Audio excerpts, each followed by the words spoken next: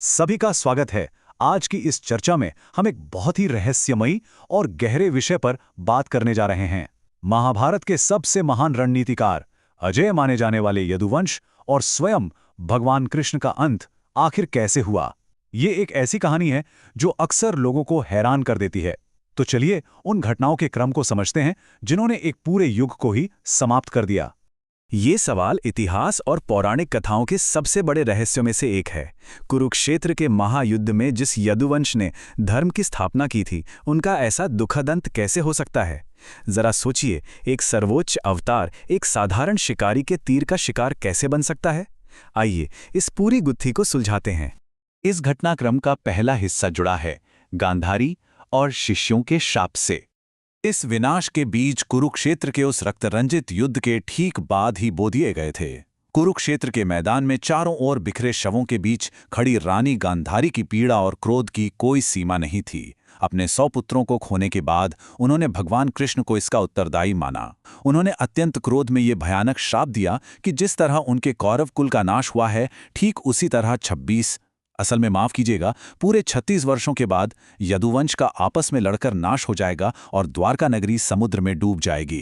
सबसे हैरान करने वाली बात यह थी कि भगवान कृष्ण ने बिना किसी विरोध के बहुत ही शांति से मुस्कुराते हुए इस श्राप को स्वीकार कर लिया। समय आगे बढ़ता है और हम पहुंचते हैं हमारे दूसरे पड़ाव पर, जो है सांब और लोहे का मूसल। अब देखिए कि कैसे अहंकार पतन का कारण बनता है। युद्ध के लगभग 36 वर्ष बीत चुके थे। द्वारका में यादव वंश खुशहाल जीवन जी रहा था, लेकिन इसी सुख सुविधा ने उनके भीतर अहंकार को जन्म दे दिया। वे अपना अनुशासन और विनम्रता पूरी तरह भूल चुके थे। जब विश्वामित्र, नारद और दुर्वासा जैसे महान ऋषि द्वारका आए, तो यादव वंश के कुछ युवाओं ने उनका मजाक उड़ाने की भयंकर भूल कर दी। इस एक भूल ने गांधारी के श्राप को सच करने का रास्ता खोल दिया। हुआ कुछ यूं के मजाक के तौर पर युवाओं ने भगवान कृष्ण के पुत्र सांब को एक गर्भवती महिला के रूप में कपड़े पहनाकर ऋषियों के सामने खड़ा कर दिया। उन्होंने ऋषियों से पूछा कि इस महिला को लड़का होगा या लड़की। अपनी दिव्य दृष्टि से इस धोखे को पहचानते हुए ऋषि दुर्वासा अत्यधिक क्रोधित हो गए और उन्होंने श्राप दे दिया कि यह एक लोहे के मूसल को जन्म देगा जो पूरे वंश के विनाश का कारण बनेगा। सांब ने अगले ही दिन सचमुच एक लोहे के मूसल को जन्म दिया, जिससे पूरे वंश में खलबली मच गई। अब यहाँ जो बात वास्तव में दिलचस्प है, वो ये है कि यादवों ने इस विपत्ति से बचने की हर मुमकिन कोशिश की, लेकिन अनजाने में उन्होंने अपनी ही मौत के हथियार तैयार कर लिए। राजा उग्रसेन के आदेश पर मूसल को पीसकर उसका चूर्ण समुद्र में फेंक दिया गया।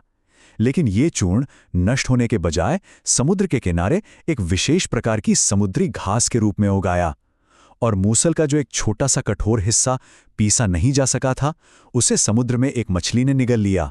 नियति ने विनाश की पूरी बिसात बिछा दी थी। और इसके बाद शुरू होता है प्रभास तीर्थ में विनाश का भयानक तांडव। हम उस भयानक मोड़ पर पहुंचते हैं जहां सब कुछ तेजी से अंधकारमय और अराजक हो जाता है। 36वें वर्ष में अनिष्ट के संकेत मिलने पर पूरा यादव वंश प्रभास तीर्थ के तट पर इकट्ठा हुआ।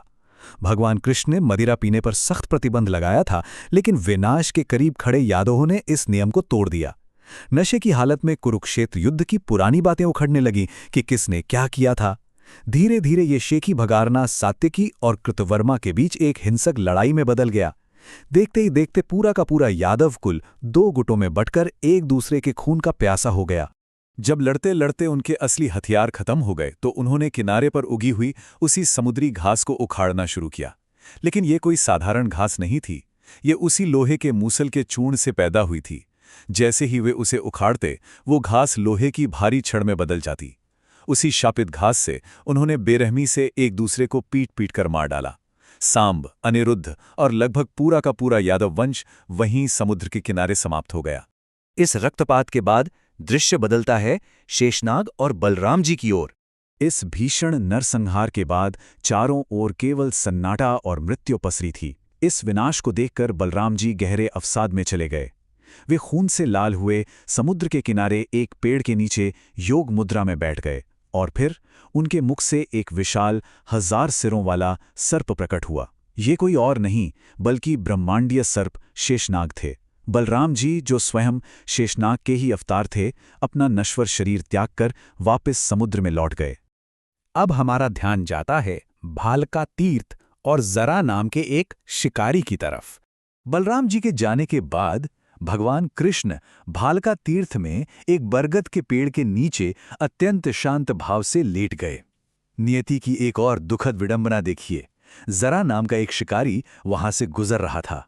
दूर से उसने भगवान कृष्ण के पैर को और उनके पीले वस्त्रों को देखकर किसी हिरण का चेहरा समझ लिया। उसने अपना तीर छोड़ दिया, और ये कोई साधारण तीर नहीं था। उस तीर का सिरा उसी मछली के पेट से मिले लोहे के कठोर टुकड़े से बना था, जो मूसल से बचा रह गया था। वह तीर सीधे भगवान कृष्ण के पैर में जा लगा। यहीं से हमें इस पूरी कहानी का सबसे गहरा अर्थ समझ में आता है, कर्म का अटल चक्र। जब जरा को अपनी भूल का एहसास हुआ तो वो भयभीत होकर रोने लगा, लेकिन भगवान कृष्ण ने उसे मुस्कुराते हुए सांत्वना दी। युगों के इस चक्र को समझना बहुत जरूरी है। त्रेता युग में जब भगवान विष्णु राम के अवतार में थे, तब उन्होंने वानरराज बाली को एक पेड़ के पीछे से छुपकर तीर मारा था। भगवान कृष्ण ने रोते हुए जरा को बताया कि वो पिछले जन्म में बाली ही था। चूंकि राम ने बाली को अनजाने में पीछे से मारा था, इसलिए यह कर्म का हिसाब था जो चुकता होना था। इस द्वापर युग में बाली के पुनर्जन्म जरा ने अनजाने में कृष्ण पर दूर से तीर चलाया। कर्म का ये खाता अब पूरी तरह से बराबर हो गया था। भगवान कृष्ण के इस दुनिया से जाने के बाद परिणाम अत्यंत भयानक थे। महाभारत के सबसे महान धनुर्धर अर्जुन जब बची हुई यादव महिलाओं और संपत्तियों को सुरक्षित ले जाने आए, तो उनके सभी दिव्य अस्त्र विफल हो गए। साधारण लुटेरों ने उन्हें हरा दिया। यह साफ दर्शाता है कि कृष्ण के बिना अर्जुन की शक्ति भी शून्य थी। इसके तुरंत बाद रानी गांधारी का श्राप पूरी तरह सच हुआ, और उफनते हुए समुद्र ने पूरी की पूरी भव्य द्वारका नगरी को अपने अंदर निगल लिया। भगवान कृष्ण का प्रस्थान द्वापर युग का अंत और वर्तमान कलयुग का आरंभ बन गया। तो अंत में ये विचारोत्तेजक प्रश्न हम सभी के लिए गहरा संदेश छोड़ जाता है। जब सृष्टि के रचयिता और पालनकर्ता स्वयं अपने पिछले जन्मों के कर्मों का फल भुगतने के लिए बाध्य हैं, तो हमारे सामान्य मानवीय जीवन में हमारे द्वारा किए गए अच्छे या बुरे कर्मों का प्रभाव कितना अटर होगा? ये एक ऐसा विचार है जिसे हमें हमेशा अपने जीवन में याद रखना चाहिए। इस पूरे घटनाक्रम को समझने के लिए हमारे साथ बने रहने के लिए धन्यवाद। इन विचारों को अपने भीतर जरूर उतरने दें।